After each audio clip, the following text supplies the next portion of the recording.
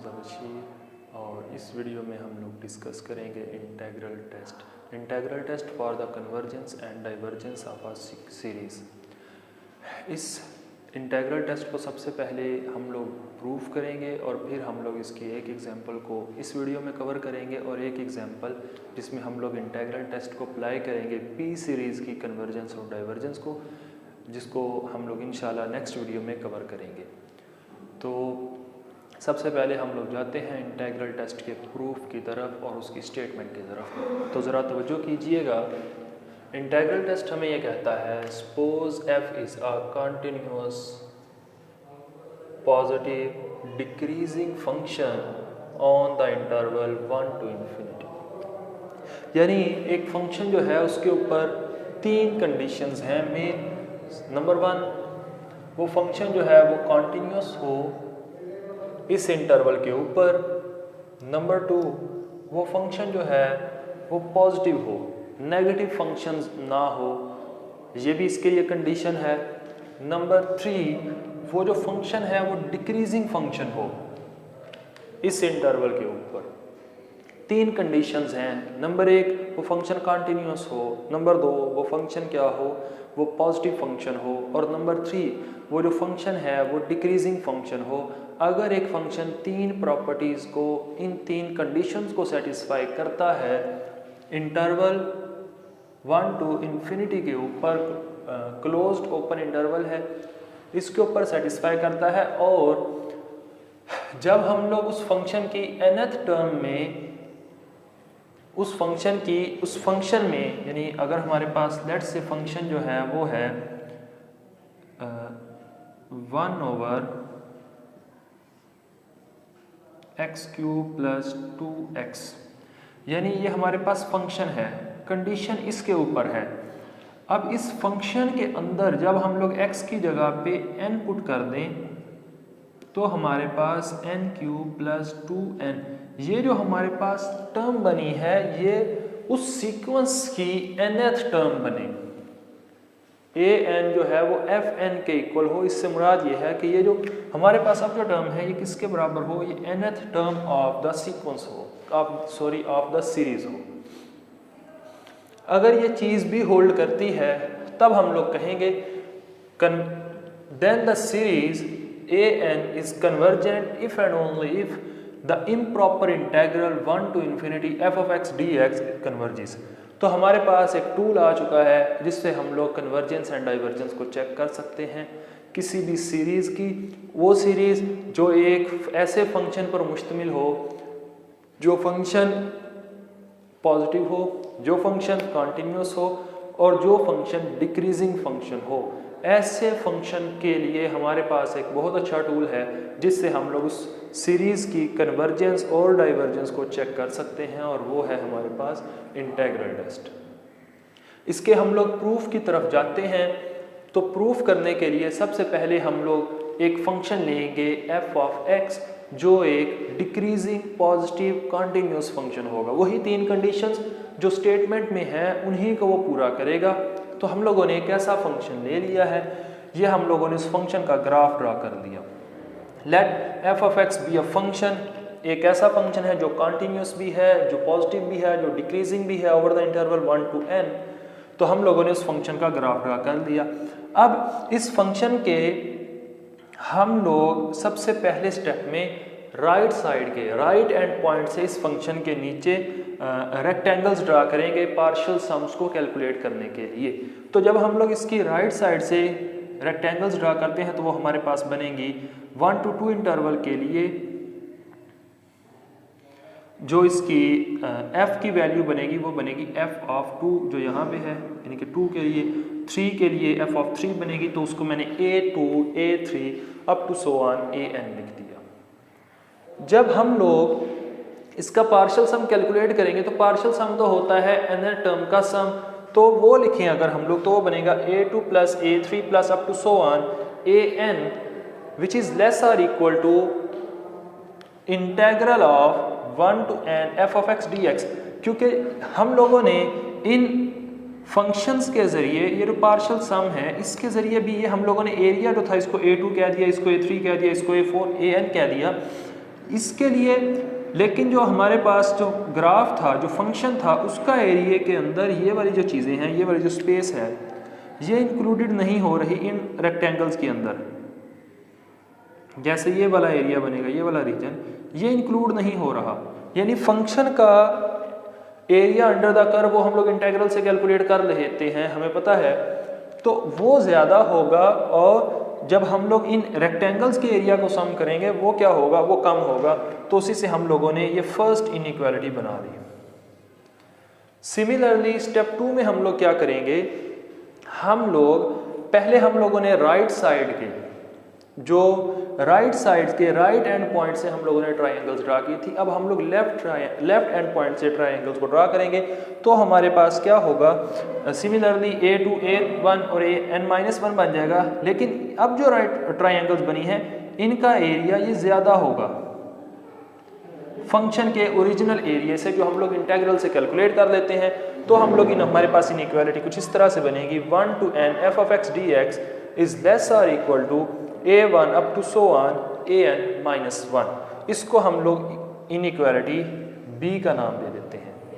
इन दोनों इनइक्वालिटीज़ को हम लोगों ने ड्रा कर दिया, यानी एक फंक्शन जो कॉन्टिन्यूस था, पॉजिटिव था, डिक्रीजिंग था, उस फंक्शन के लिए हमने दो इनइक्वालिटीज़ बना ली।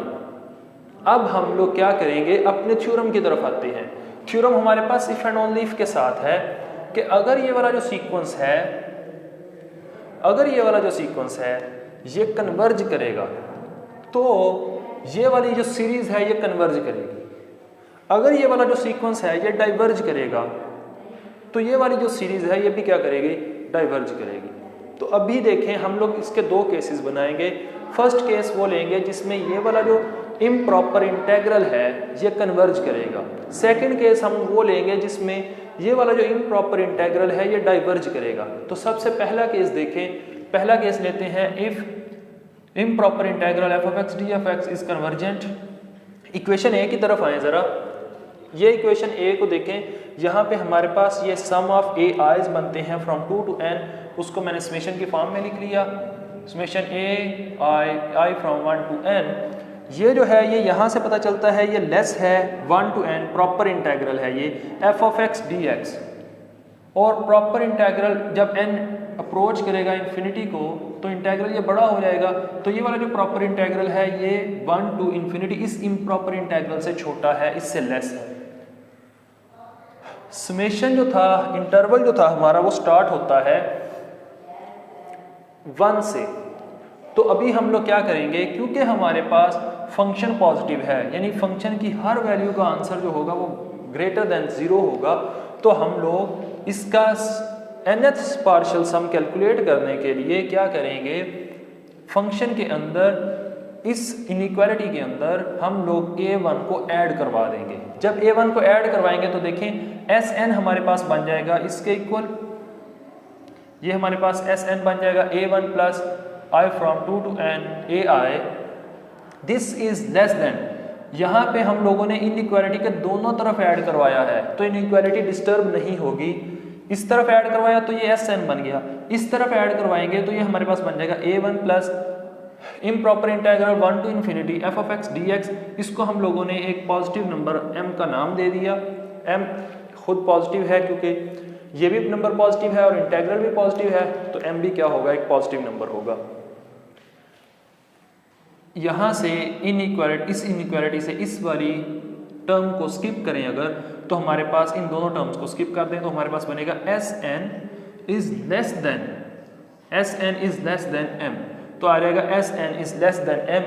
जब किसी भी सीक्वेंस के पार्शियल सम्स या कोई भी सीक्वेंस किसी पॉजिटिव नंबर से छोटे आ जाएं तो हम लोग कहते हैं ये जो सीक्वेंस है ये बाउंडेड अबव हो चुका है। तो हम लोग लिखेंगे कि sn जो है ये क्या है, ये बाउंडेड अबव है। अब sn बाउंडेड अबव तो हो चुका है, फिर हम लोग क्या करेंगे, sn जो है ये बराबर किसके होगा, ये तो बराबर होगा sn प्लस an, यानी sn में हम लोग an प्लस 1 वाली टर्म जो है उससे नेक्स्ट टर्म वो ऐड कर देंगे तो हमारे पास sn आ जाएगा। अब फिर क्योंकि फंक्शन पॉजिटिव है क्योंकि फंक्शन क्या है, पॉजिटिव है। तो यहाँ से हमें पता चला कि हमारे पास नेक्स्ट टर्म तब आई जब हमने उसमें एक पॉजिटिव टर्म को ऐड किया। इट मीन्स कि Sn जो है ये ग्रेटर है Sn से, Sn+1 जो है ये ग्रेटर है किससे, Sn से। तो यहाँ से हम लोग लिख सकते हैं Sn+1 is greater than Sn। ये इम्प्लाई करेगा हमारे पास Sn जो है वो इंक्रीजिंग है, क्योंकि इस सीक्वेंस की नेक्स्ट टर्म जो है वो प्रीवियस से क्या आ रही है, वो ग्रेटर आ रही है। अब यहाँ से देखें फंक्शन जो था वो डिक्रीजिंग था। फंक्शन जो लिया था हमने उसके ऊपर कंडीशन थी फंक्शन डिक्रीजिंग है, लेकिन उनके जो पार्शियल सम्स हैं वो इंक्रीजिंग है। इस बात पे कंफ्यूजन नहीं आनी चाहिए, बड़ी डिटेल से डिस्कस किया है। फंक्शन को डिक्रीजिंग लिया है, वो हमने यहाँ पे ड्रा भी डिक्रीजिंग ही किया है, लेकिन जब हमने उनके पार्शियल सम को लिया वो इंक्रीजिंग हो गए। तो ये एक इंक्रीजिंग पार्शियल सम्स होंगे हमारे पास। अब Sn जो है ये एक ऐसा सीक्वेंस बन चुका है जो बाउंडेड भी है, जो इंक्रीजिंग भी है।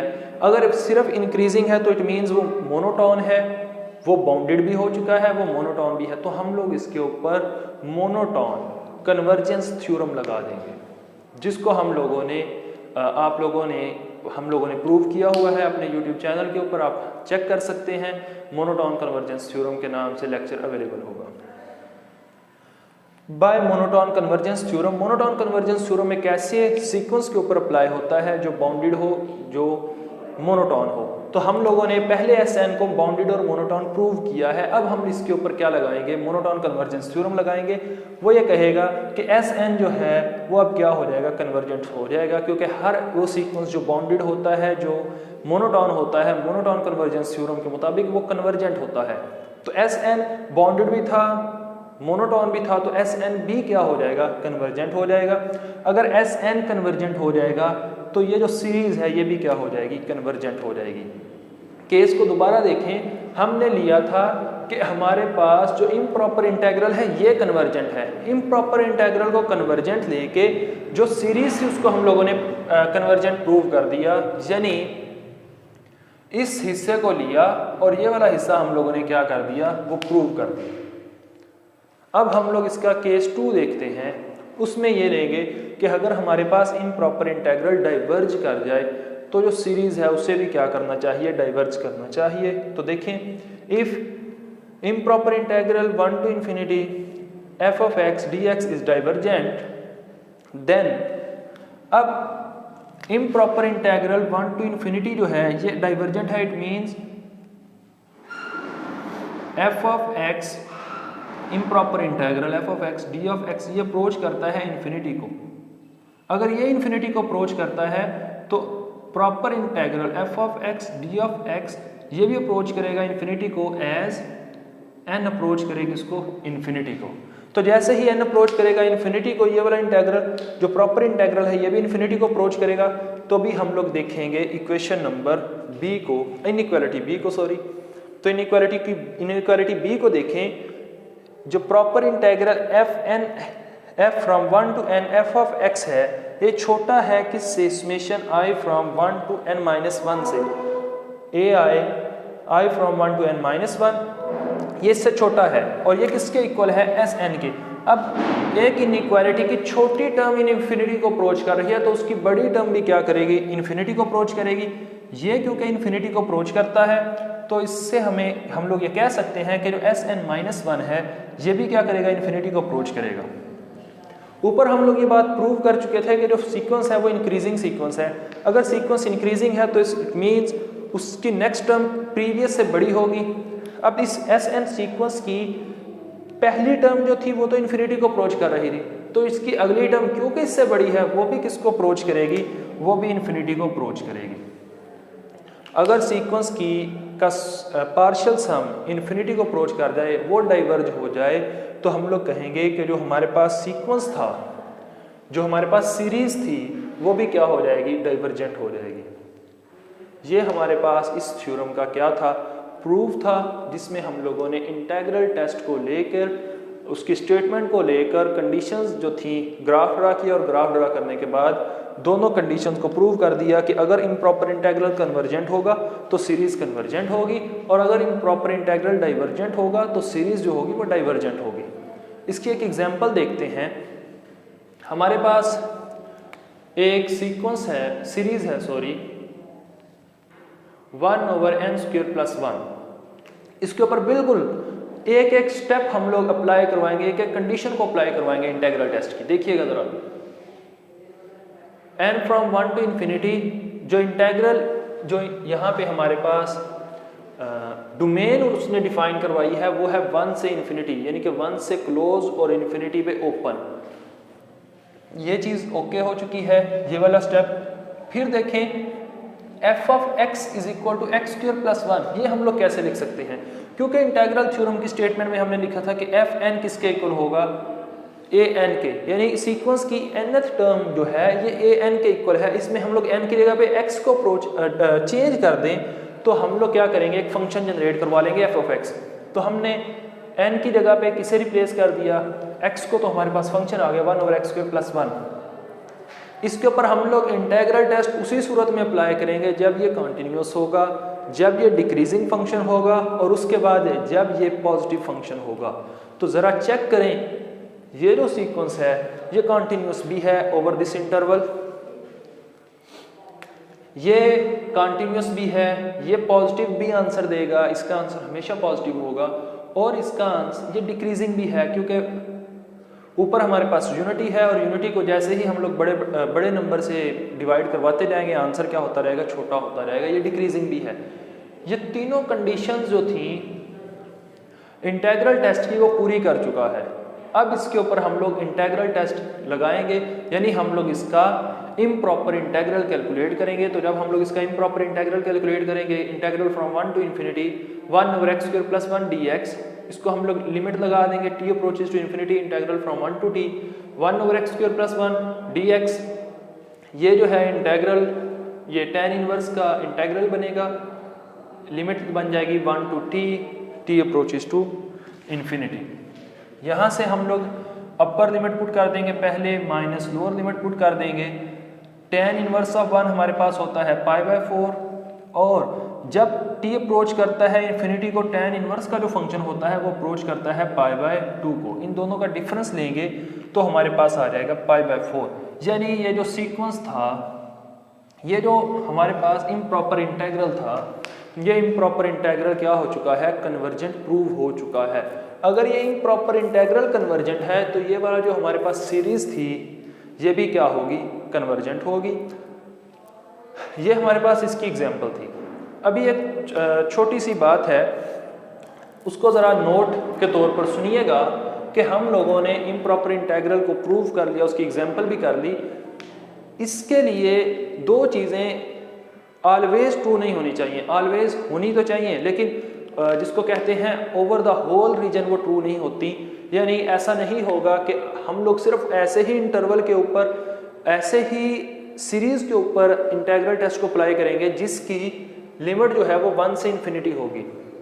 नहीं, हम लोग ऐसे टेस्ट, ऐसे सीक्वेंस के ऊपर भी इसे अप्लाई कर सकते हैं, ऐसी जिसे कहते हैं ऐसी सीरीज के ऊपर भी इसे अप्लाई कर लेंगे। ये मैं रेज कर दूं, जिसकी जो लिमिट है वो 1 से इन्फिनिटी नहीं, वो उससे थोड़ा सा नेक्स्ट टर्म हो सकती है। फॉर एग्जाम्पल मैं एक सीक्वेंस लिखता हूँ, सीरीज लिखता हूँ sorry, n from 4 to infinity n/n³ + 1। हम लोग इस सीक्वेंस के, इस सीरीज के ऊपर भी इंटीग्रल टेस्ट को अप्लाई कर सकते हैं, भले इसकी जो लिमिट है वो स्टार्ट हो रही है 4 से इन्फिनिटी तक। क्यों? क्योंकि हम लोग ये जानते हैं कि अगर हमारे पास एक सीक्वेंस सीरीज है n from 1 to infinity an, और इसको हम लोग इस तरह से ब्रेक कर दें, n from 1 to n an plus n from capital N to n + 1 to infinity an।